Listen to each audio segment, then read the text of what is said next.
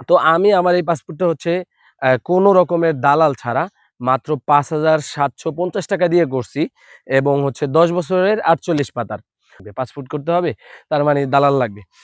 অনেক শৌখিন হয়ে গেছি, আমরা নিজের কাজটা নিজে করে নিতে পারি না বা চেষ্টা করি না। আমরা পাসপোর্ট বানানো লাগবে, প্রথমেই আমরা ভাবি হচ্ছে যে দালালের প্রয়োজন। আসসালামু আলাইকুম, আমি ফয়সাল। আজকে একটা ভিডিও নিয়ে আসলাম। এই ভিডিওতে হচ্ছে কথা বলবো পাসপোর্ট নিয়ে। আমরা আসলে দিন দিন অনেক শৌখিন হয়ে গেছি, আমরা নিজের কাজটা নিজে করে নিতে পারি না বা চেষ্টা করি না। আমরা পাসপোর্ট বানানো লাগবে, প্রথমেই আমরা ভাবি হচ্ছে যে দালালের প্রয়োজন।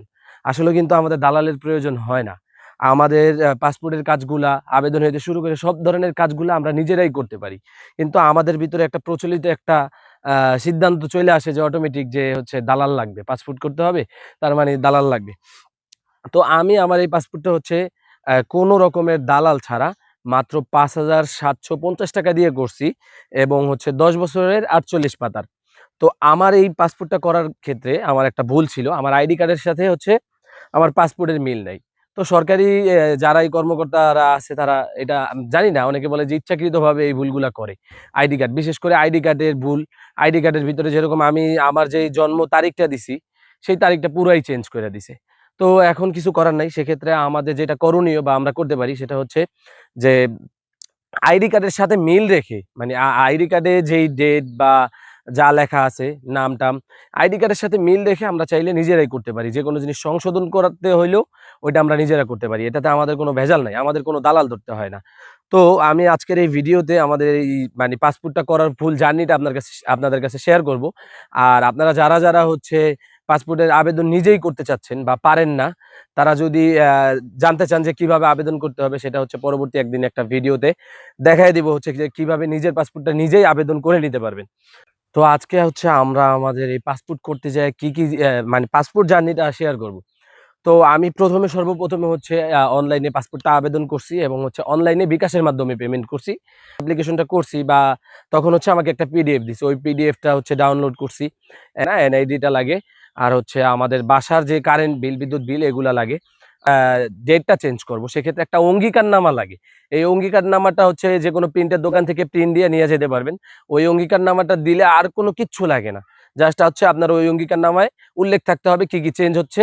এটা আইডি কার্ডের সাথে মিল রেখে আপনারা যেকোনো কিছু করতে পারবেন। অনলাইনে এটা যেকোনো অনলাইনের দোকানে গেলে বললেই হবে যে আমি পাসপোর্টের জন্ম তারিখটা চেঞ্জ করব। এইজন্য হচ্ছে একটা আমার আবেদন করতে হবে। তো মূলত এই ধরনের এইগুলা নিয়ে হচ্ছে আমি পাসপোর্ট অফিসে গেছি। তো অনেকেই বলে যে দালাল চক্র থাকে। তো এজন্য আমি হিডেন ক্যামেরার মাধ্যমে ভিডিও করছিলাম যে হচ্ছে কোনো দালাল যদি আমার সামনে আসে ওইটা আমি প্রকাশ করব। কিন্তু আমার কাছে কখনো মানে কোনো ধরনের কোনো দালাল আসে নাই। জাস্ট আমি এটা নিয়ে যখন হচ্ছে আমি একটা ভুল করছি আবেদন করার সময়।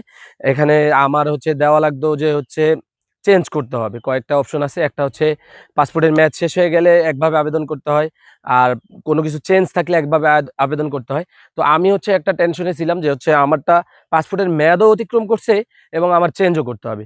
তো আমি ওখানে উল্লেখ করছিলাম যে আমার হচ্ছে মেয়াদ অতিক্রম হয়ে গেছে। কিন্তু আমার যে চেঞ্জ করতে হবে মূলত এই বিষয়টা উল্লেখ করা উচিত ছিল।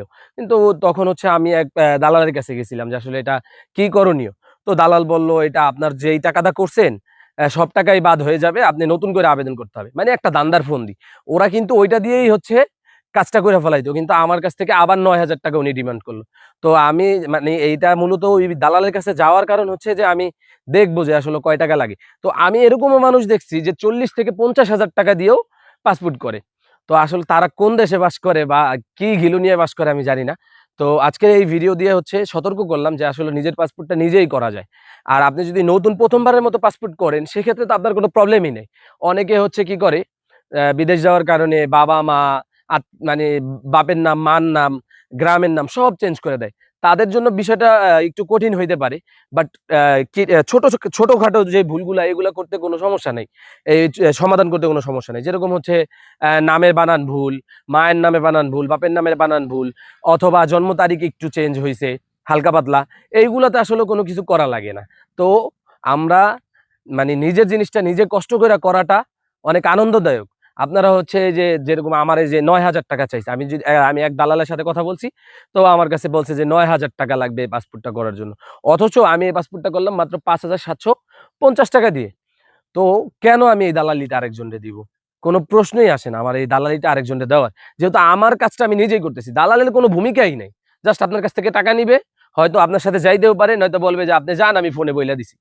ওদের কোনো ভূমিকাই নেই। আমি যতটুকু দেখছি বা জানছি, এটা আপনার কাজটা আপনি নিজেই করতে পারবেন। তো এখন থেকে আপনার কাজটা আপনারা নিজেরাই করবেন, এটাই আশা রাখি সবার কাছে। আর কিভাবে এটা অনলাইনে আবেদন করতে হয়, অ্যাপ্লিকেশন করতে হয়, সেটা জানতে হলে অবশ্যই সবাই কমেন্ট করে জানাবেন। এবং তখন হচ্ছে আমি ভিডিও আকারে এটা দেখায় দিব যে কিভাবে আপনি নিজের কাজটা নিজেই করতে পারবেন। আমার এই চ্যানেলটি সাবস্ক্রাইব করে আমার সাথেই থাকুন।